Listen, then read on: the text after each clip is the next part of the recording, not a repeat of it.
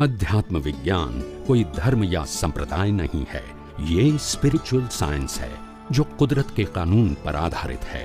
ये विज्ञान पूरे ब्रह्मांड के सभी रहस्यों को उजागर करता है और जीवन के सभी पहलुओं को समझने के लिए एक नई दृष्टि देता है।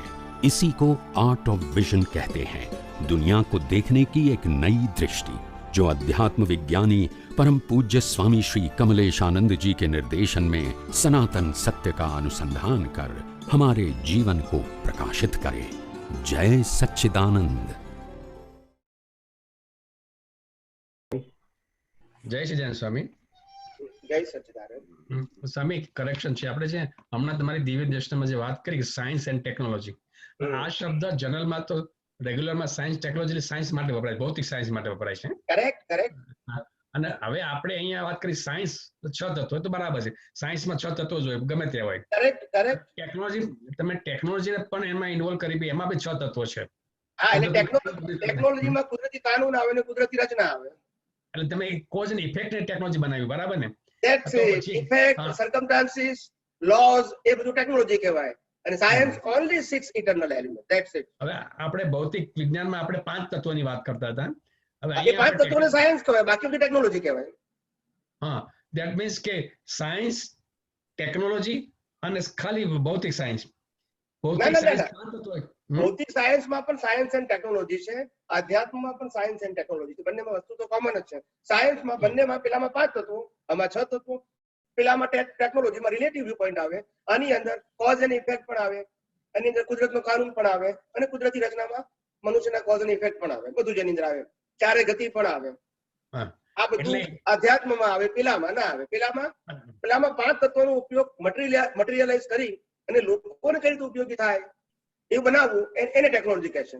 આધ્યાત્મ માર્ગમાં ટેકનોલોજી એટલે કે કઈ રીતે માણસ રાગ દ્વેષ, કસાય, અજ્ઞાનથી મુક્ત થાય, એવું જ્ઞાન પામે, એવું વિજ્ઞાન પામે। આ વિજ્ઞાનની ટેકનોલોજીનો ઉપયોગ એવો કરે કે અજ્ઞાનનો નાશ કરી શકે, ભીખ અને ભયથી મુક્ત શકે, કર્મને નિર્જરા કરી શકે, ગમે તેવી પરિસ્થિતિમાં પોતે જ્ઞાન અને દર્શનના આધારે સ્થિર રહી શકે। It is B cold A technology, use of the elements. હાલે આપણે સમજને ટેકનોલોજીમાં કન્વર્ટ કરી નાખી। હવે સેકન્ડ સ્વામી એવું છે કે આપણે હમણાં ગયા સત્સંગમાં એ વાત થયેલી કે ભાઈ કે જે તીર્થંકર પદ હોય એ ફિક્સ બી હોઈ શકે અને ભાવિ તીર્થંકર બી હોઈ શકે। હવે સિમંદર સ્વામી ભૂતકાળમાં તો ભરત ક્ષેત્રમાં હતા, તો એનું ત્યાં તીર્થંકર પદ મહાવીર ક્ષેત્ર આવ્યું, એટલે તીર્થંકર પદ પણ ક્ષેત્ર બદલી શકે।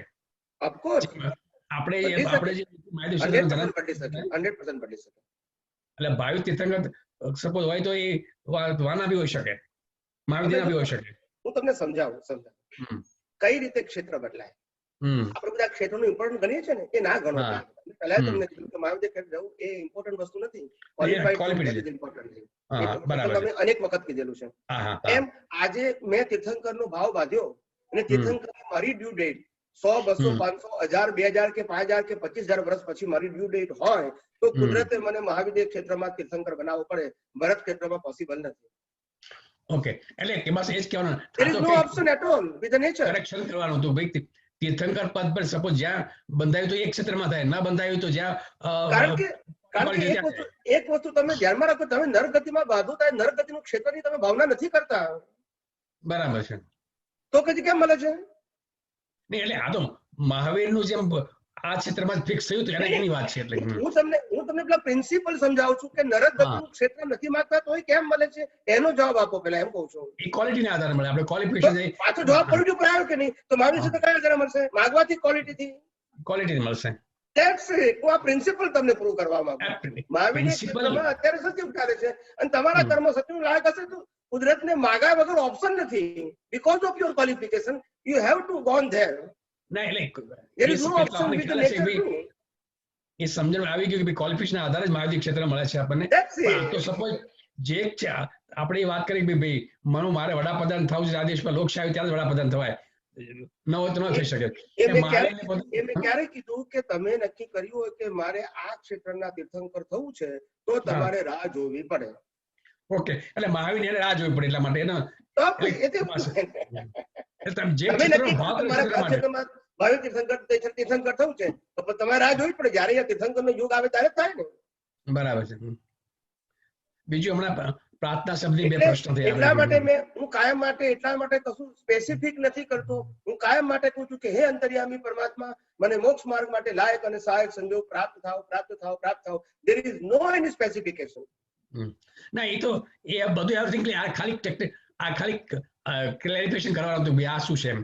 અને બીજું હમણાં તમે પ્રાર્થના નિશે બે આપણે મહાત્માના પ્રશ્ન થયા, એક શુદ્ધાત્માની પ્રાર્થના અને કોઈ મૃત વ્યક્તિની પ્રાર્થના.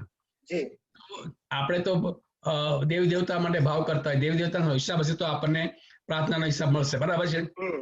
એ ડિસ્ચાર્જ ભાવમાં ભાવ કરતા હોઈએ આપણે, તો સપોઝ આ અવતારમાં આપણે ડિસ્ચાર્જ ભાવમાં આપણે ભાવ કરીએ ભાઈ અમને આ શાતાવેદની માટે આપણે ધર્મદેવની પ્રાર્થના કરીએ છીએ, તો ઘણીવાર એની આપણે એનો રિઝલ્ટ જોઈ રહ્યા છીએ તો ડિસ્ચાર્જ ભાવની ઇફેક્ટ છે, બરાબર. સપોઝ હમણાં આપણે બેનને વાત કરી કે ભાઈ તમે મૃત વ્યક્તિને આજે મારા મધરનો નિર્વાણ દિન હતો તો આજે અમે આખા પરિવારે પ્રાર્થના કરી બધાએ, તો એવી કોઈ ખાલી ભાવથી પ્રાર્થના કરી પછી સોંપ્યું કુદરતને હોય, આપણે એ કુદરત જે રિઝલ્ટ આપે એ કુદરત. પણ જેને ભાવ કર્યા એને બેનિફિટ કમ્પલસરી મળે કારણ કે પુરુષાર્થ કહેવાય છે, બરાબર છે. જેના માટે કર્યા એને પહોંચે કે નહીં એ કુદરતનો કર્તવ્ય છે, બરાબર. પણ જે કરે છે એને પહોંચે છે એ લો ઓફ નેચર છે, સીધું સમજાય. એટલે એ આપણા ડિસ્ચાર્જ ભાવમાં આપણે કરીએ છીએ, પછી એ ચાર્જ કુદરતને કરવું છે જે રીતે કરશે, પછી એ દેવ દેવતાને કર્યું હોય કે મૃત વ્યક્તિને કર્યું હોય. એટલે એક્શનના ફોર્મમાં તો ડિસ્ચાર્જ છે જ, પણ જે તમે ભાવ સાથે કરો છો ધેટ્સ યોર ક્રેડિટ. પછી એ ક્રેડિટ તમને તો મળવાની જ છે, એનું લાભ સામેવાળાને મળે કે ના મળે, હાજર છે કે ગેરહાજર છે એને મળે કે ના મળે, એ સબ્જેક્ટ તમે કુદરત ઉપર છોડજો. પણ તમને જે ભાવથી કર્યું છે એનું ફળ કુદરત અવશ્ય આપશે, ગુડ એન્ડ બેડ બધાનું. બરાબર. નિમિત્ત કોઈ પણ હશે, પ્રત્યક્ષ કે પરોક્ષ. એટલે આપણે આ બધી પ્રાર્થના શરૂઆતમાં કરીએ છીએ, દેવ દેવતાને કરીએ છીએ, જગત કલ્યાણ પ્રાર્થના કરી, એ ભલે ડિસ્ચાર્જ ભાવમાં હશે પણ એની ઇફેક્ટ તો આપણને કુદરતે આપી જ પડવાની ને બધાને ભાવની. એટલે જે ક્રિયા કરીએ છીએ એ ભલે પરિણામ છે પણ ક્રિયા સાથે જે આપણું ઇન્ટેન્શન છે એનું કુદરત આપણને રિઝલ્ટ આપશે અવશ્ય. એટલે એ આ ભાવમાં આવે કે પછી જે બીજી ફળ તો મળવાનું છે, ડિસ્ચાર્જ ભાવનું કે ચાર્જ ભાવનું હોય. આજનો ઇન્ટેન્શન એનું ફળ આજે ના મળે, પણ આજે જે ફળ મળે છે એ ગયા અવતારનું ઇન્ટેન્શન હતું, પણ આજે જે પરિણામ સ્વરૂપે જે સંજોગો છે એમાં પાછા જે ભાવ કરશો એનું ફળ પાછું નેક્સ્ટ બર્થમાં આવશે.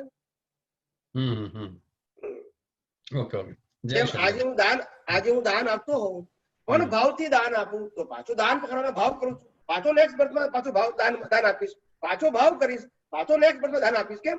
કારણ કે cause and effect the cycle is continuous. બરાબર છે. પણ તમે જે વાત કરી આ તો ઘણી વખત આપણે કોઈ પેલામાં શિડ્યુલ કે આપણા પેલામાં હોય નહીં, અચાનક વસ્તુ આપણે એવો ભાવ થઈ ગયો સપોઝ તમે જે વાત કરી પ્રમાણે, તો ઈ કે આધારે કે ડિસ્ચાર્જ ભાવના આધારે થયો હોય ને, તો જે ભાવના આપણે જ્ઞાતા દ્રષ્ટા હોઈએ તે ડિસ્ચાર્જ ભાવ છે. ઓકે. જે ભાવમાં આપણે ઇન્વોલ્વ થઈએ છીએ તે ચાર્જ ભાવ છે. ઓકે. ધેટ મીન્સ કે કુદરતી આપણને ભાવ થઈ ગયો પણ આપણે તો અંદર એક્ટિવ મોડમાં છે નહીં, તો it means it is the effect of your previous birth fall. Okay બસ. પણ intentionally you can do the ભાવ. રાઈટ. એક્શન.